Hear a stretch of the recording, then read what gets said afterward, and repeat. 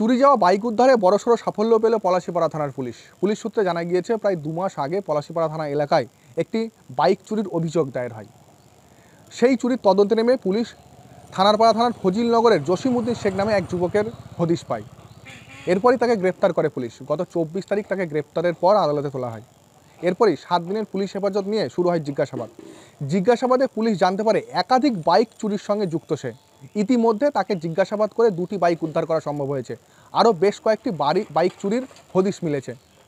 মূলত সেই সমস্ত বাইকগুলির খোঁজে তল্লাশি চালানো হচ্ছে। তার পাশাপাশি এই চুরির সঙ্গে বিভিন্ন থানা এলাকার কোথায় বাইক চুরি হয় সেই সমস্ত বিষয় খতিয়ে দেখা হচ্ছে। ইতিমধ্যে বিভিন্ন থানাকে জানানো হয়েছে পলাশীপাড়া থানার পক্ষ থেকে।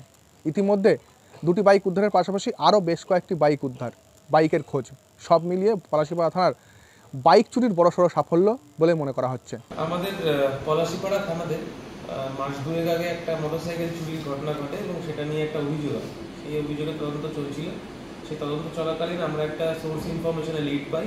সেই লিড অনুযায়ী আমরা থানারপাড়া থানার আন্ডারে জসিমউদ্দিন শেখ, বাবার নাম আমির আলী শেখ, এর বাড়ি থানারপাড়া ফাজিলনগরে, একে আমরা অ্যারেস্ট করি এবং একে অ্যারেস্ট করে নিয়ে আসার পরে জিজ্ঞাসাবাদ করা হয় এবং জিজ্ঞাসাবাদে জানায় যে এ সেই চুরির ঘটনায় জড়িত এবং একে আমরা পিসি নিই। পিসি পিরিয়ডে এর স্টেটমেন্টের বেসিসে আমরা 2খানা মোটরসাইকেল, চুরির মোটরসাইকেল এখন অবধি উদ্ধার করেছি এবং আরও কিছু মোটরসাইকেল ও বিক্রি করেছে, দিয়েছে, সেগুলো উদ্ধারের আমরা চেষ্টা চালাচ্ছি।